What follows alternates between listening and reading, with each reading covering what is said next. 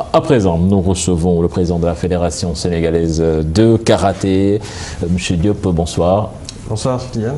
Voilà, M. Diop, quand même, vous venez de prendre les rênes de cette Fédération sénégalaise de karaté à l'issue d'une assemblée générale un tout petit peu houleuse. Alors, dites-nous maintenant, votre objectif, avant toute chose, est de réunifier la famille du karaté sénégalais, cette division qui a fait tant de mal à ce sport. Oui, tout à fait. Donc, à la suite de l'Assemblée générale, il y a eu beaucoup de débats, beaucoup de tensions. Mais nous remercions Dieu parce qu'à la suite de l'Assemblée, tout s'est bien passé. Donc, j'ai été élu président de la Fédération sénégalaise de karaté. Et puis, j'ai essayé de rassembler toute la famille du karaté autour de l'essentiel, c'est-à-dire autour de l'équipe nationale et des objectifs précis, avec les nouveaux enjeux, c'est-à-dire le karaté qui est devenu une discipline olympique. Donc on a besoin de toutes les compétences, de toutes les ressources humaines pour essayer d'aller chercher cet objectif. Donc depuis cette assemblée, quand même, on a pu réunir les gens, on a fait appel à tout le monde, les gens se sont calmés et je pense que maintenant la motivation est là pour venir aider parce qu'ils ont senti que quand même il y a des changements par rapport à l'approche.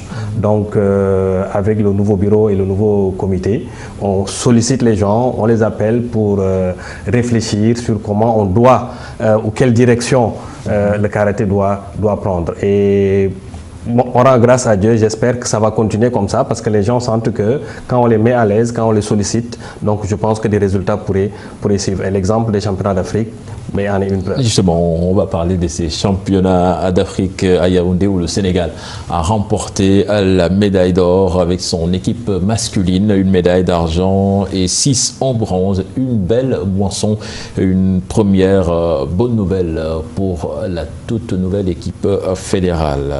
Marianne Siva Diop nous en dit plus. Le Sénégal a frappé fort à Yaoundé, ville qui a accueilli les 16e championnats d'Afrique de karaté du 29 mai au 6 juin dernier. L'équipe nationale masculine est championne d'Afrique par équipe, le premier titre sous l'ère El Mokhtar Diop, nouveau président de la fédération élu en mai dernier. Avec 12 combattants engagés, le Sénégal s'en est aussi sorti avec une médaille d'argent en combat, décrochée par Abdourahmane Moundorsen dans la catégorie des moins de 75 kg, et 6 autres médailles en bronze obtenues par Maguette Mbaye dans la catégorie des moins de 50 kg, Mamfatou Tchaou chez les moins de 68 kg, Saliou Diouf dans la catégorie des moins de 60 kg, Pape François Diouf chez les moins de 67 kg, Abdoulahat Sissé dans la catégorie des plus de 84 kg et Modou Moustapha Ndiaye chez les plus de 84 kg.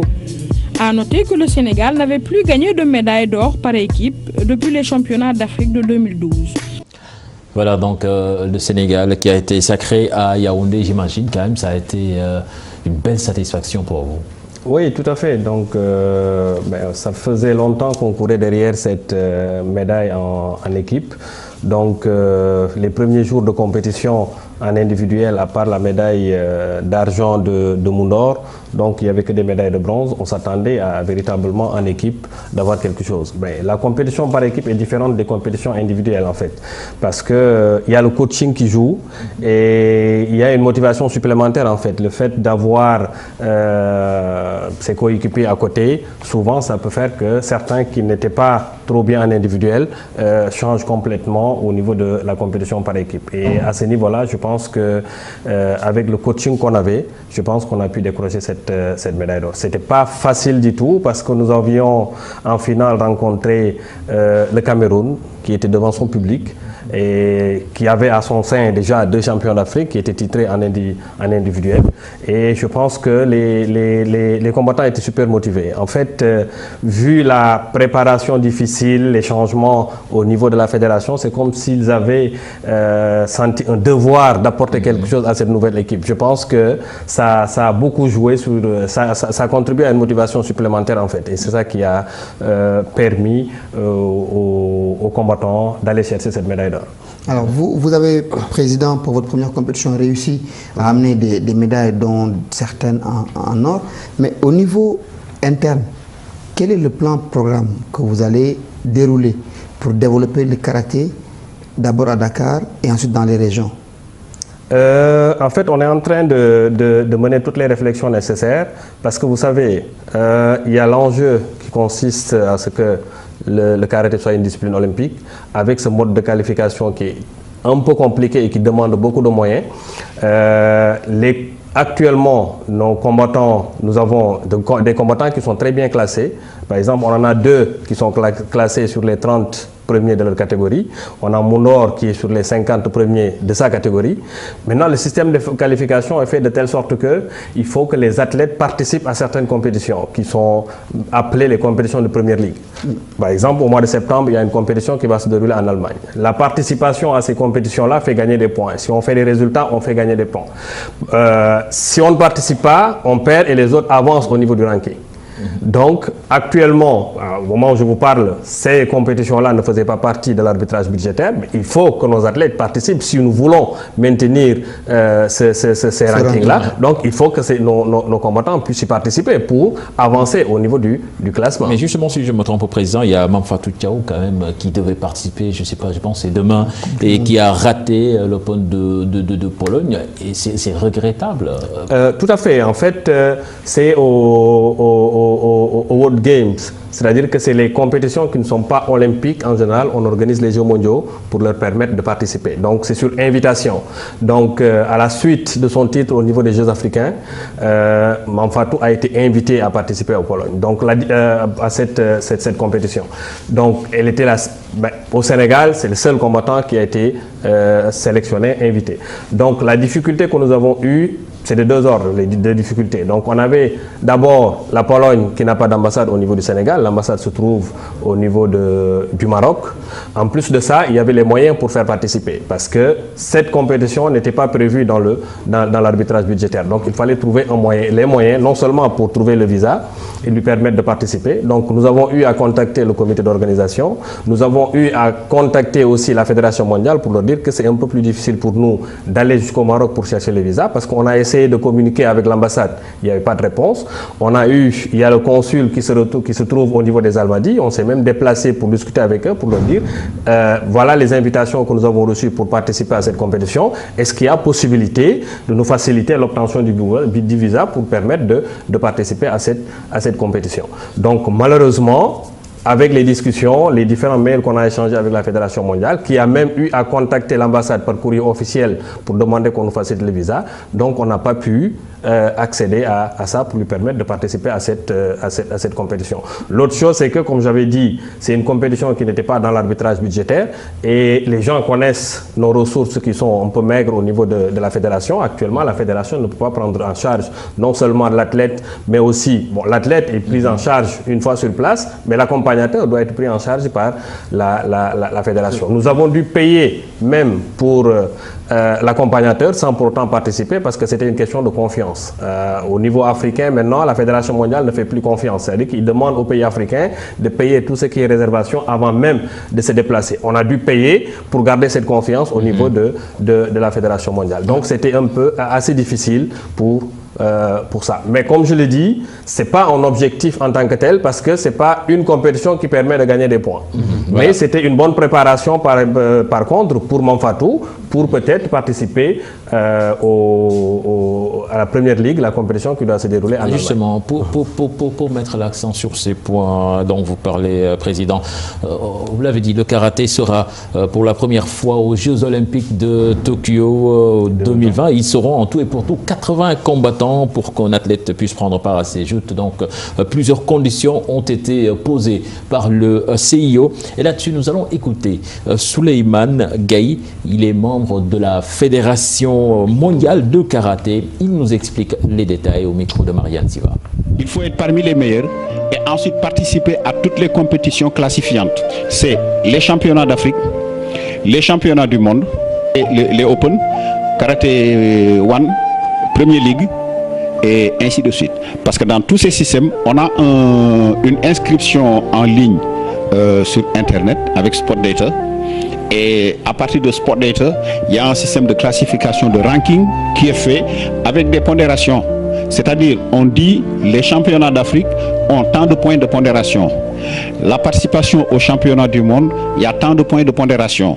La participation au Karate One, il y a tant de points de pondération. Donc c'est un système international qu'on a mis en place et qui oblige les athlètes de haut niveau à participer aux différentes compétitions pour pouvoir figurer dans ce ranking et être en bonne position. Voilà, donc Président, pour qu'on parle beaucoup de Rio, mais ce n'est pas encore gagné pour nos athlètes. Tout à fait. Tout à fait. Donc là, on est en train de mener les discussions avec le CNOS et le ministère pour voir dans quelle mesure permettre à nos athlètes de participer à ces différentes compétitions. À défaut de déplacer tout le monde, au moins ceux qui sont les mieux classés, de permettre de participer à ces compétitions et puis aller un peu plus loin dans ce classement, parce que je pense que le karaté a la possibilité de faire participer au moins quelques athlètes au niveau des Jeux Olympiques. Donc nous, en interne, au niveau de la fédération, on est en train de voir dans quelle mesure faire une préparation depuis les petites catégories pour non seulement préparer 2020, mais au-delà de 2020-2024. Parce que vous savez, le karaté a eu à avoir des champions du monde dans les petites catégories. Donc maintenant, ce qui reste à faire, c'est d'essayer de maintenir ce niveau-là. On a eu des champions en junior, mais qui n'ont pas confirmé en senior. Donc comment faire maintenant pour que ces champions dans la petite catégorie puissent devenir encore champions au niveau des seniors? C'est pratiquement comme au football. Est-ce que c'est facile de compter sur ces expatriés, puisqu'on sait que souvent la crème en matière de sport, souvent ils ne sont pas ici chez nous. Est-ce que c'est facile de les contrôler, de les suivre et de les aider dans leur préparation alors qu'ils ne sont pas au pays? Oui, ça dépend. Ça dépend aussi de quel système il faut mettre en place. Vous savez, les athlètes internationaux ont besoin de suivi, en fait. Donc, ce qui se passe au niveau local, donc que ce soit dans le foot ou ailleurs, on voit d'anciens champions qui, à la fin de leur carrière, je ne dirais pas qu'ils ne représentent rien, mais ont des difficultés pour joindre les deux bouts. Au niveau des sports individuels aussi, c'est ce même phénomène qu'on rencontre. Nous, par exemple, dans notre génération, on avait beaucoup d'étudiants, donc des gens qui ont eu à finir leurs études et puis après le sport. Mais maintenant, ce qu'on rencontre, c'est qu'il y a beaucoup de jeunes au niveau des équipes nationales, mais qui ont l'âge de travailler pour aider les parents, qui n'ont aucun revenu, qui tirent le diable par la queue. Et combiner ça avec le sport de haut niveau, c'est un peu difficile. Mais heureusement, maintenant que le karaté est devenu discipline olympique, on compte sur le CNOS pour avoir des subventions, des bourses olympiques pour permettre à ces gens-là au moins de se consacrer uniquement au sport de haut niveau. Parce que le sport de haut niveau a des exigences en fait. C'est pas, tu ne peux pas de temps en temps t'entraîner, de temps à autre ne pas t'entraîner. Vous voyez, les compétitions sont étalées sur toute l'année.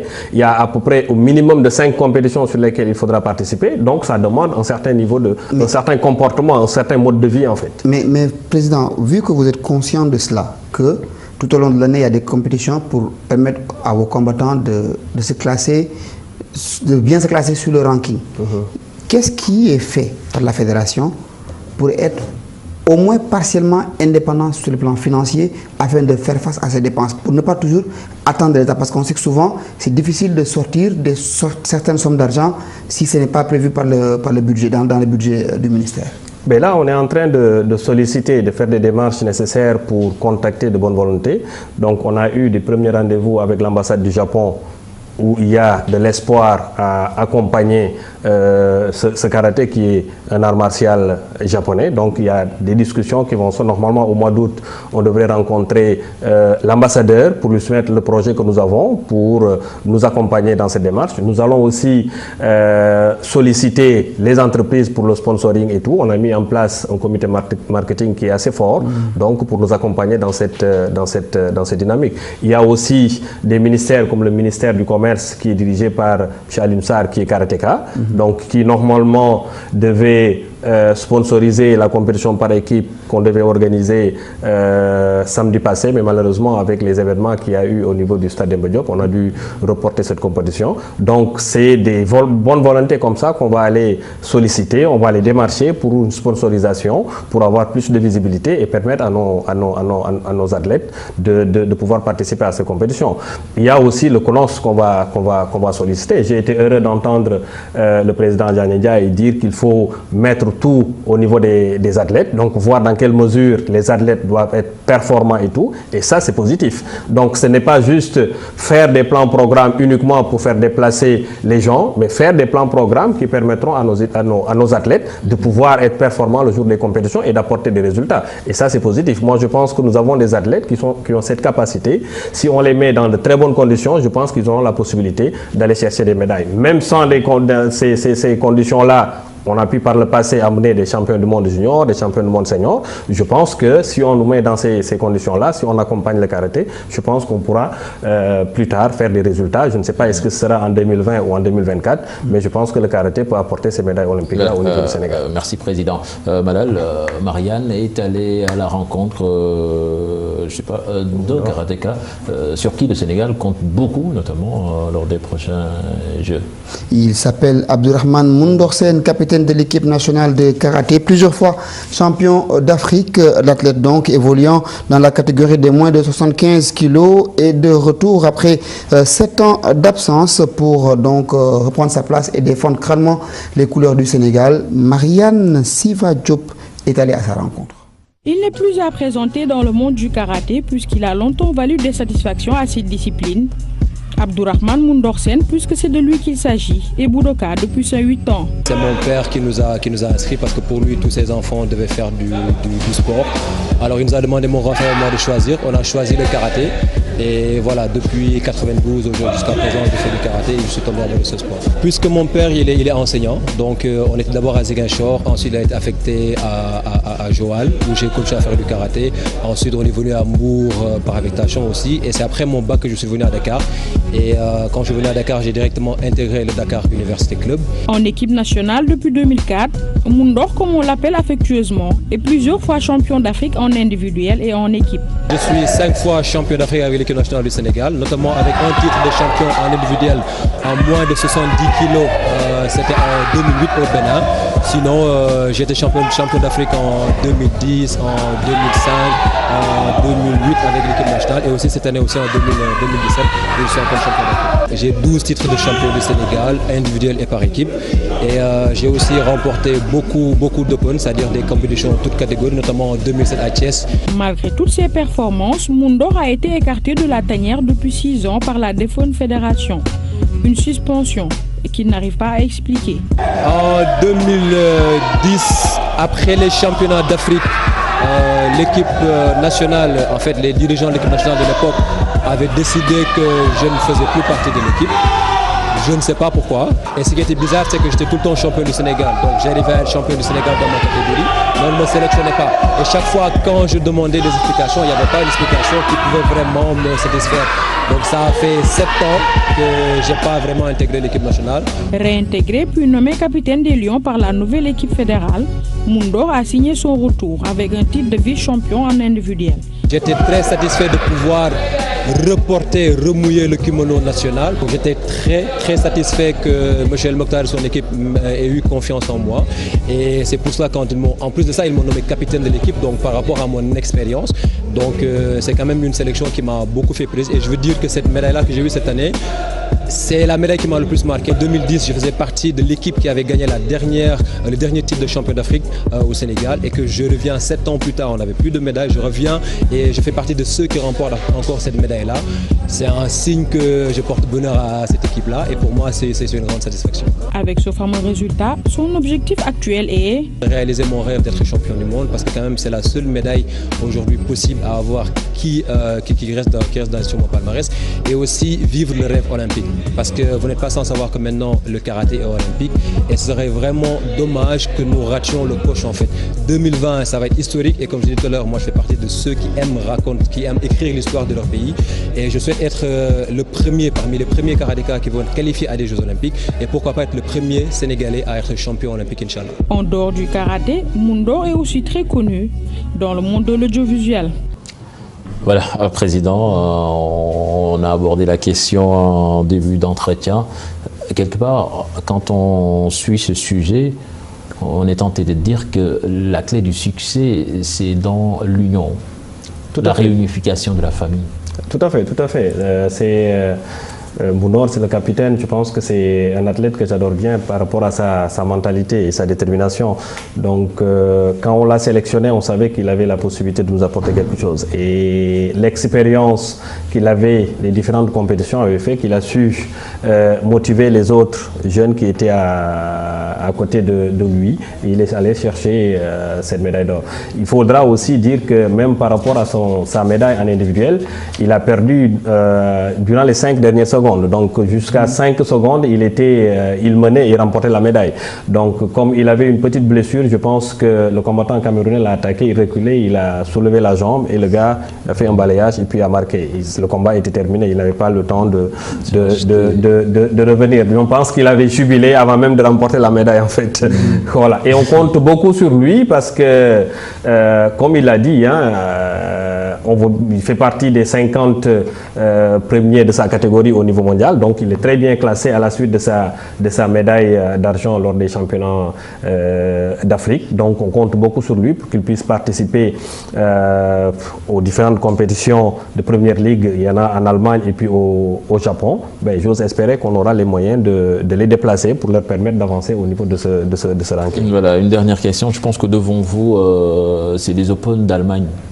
Il y a au mois de septembre l'Open Premier League d'Allemagne que nous comptons y participer. Donc il y a les athlètes actuellement qui déjà étaient en préparation au niveau de leur club pour les championnats par équipe. Donc bientôt on va avec Fodé qui a été reconduit comme coach principal et puis Jossard comme le directeur technique national. Je pense que bientôt ils vont redémarrer la préparation pour cette compétition tout en espérant qu'avec l'aide du CONOS et le ministère, avec d'autres bonnes volontés, on aura la possibilité de les déplacer pour qu'ils puissent engranger des points et puis remonter au niveau de ce classement. Voilà, merci Président. Le Sénégal, retenez que notre pays s'est illustré au championnat d'Afrique de Wushu qui s'est déroulé au Bénin du 19 au 24 juillet. Les Lions qui sont rentrés tout à l'heure à Dakar ont obtenu 2 médailles d'or, 4 argent et 2 médailles en bronze. Le Sénégal s'est donc classé en 3e position derrière l'Égypte et l'Algérie. Ce qui veut dire que, à part les pays d'Afrique du Nord, le Sénégal quand même est bien classé.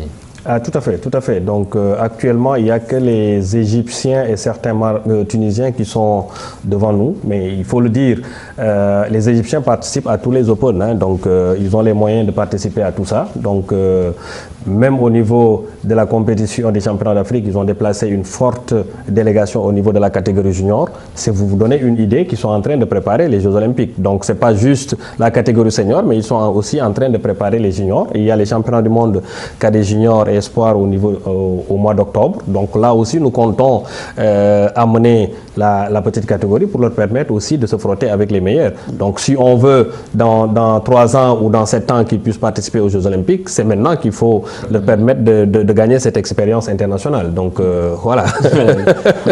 Merci Président. C'était un plaisir de vous recevoir. Vous restez, vous suivez avec nous les buzz du web avec Mamadou Ndiaye qui est déjà sur place. Mamadou, bonsoir.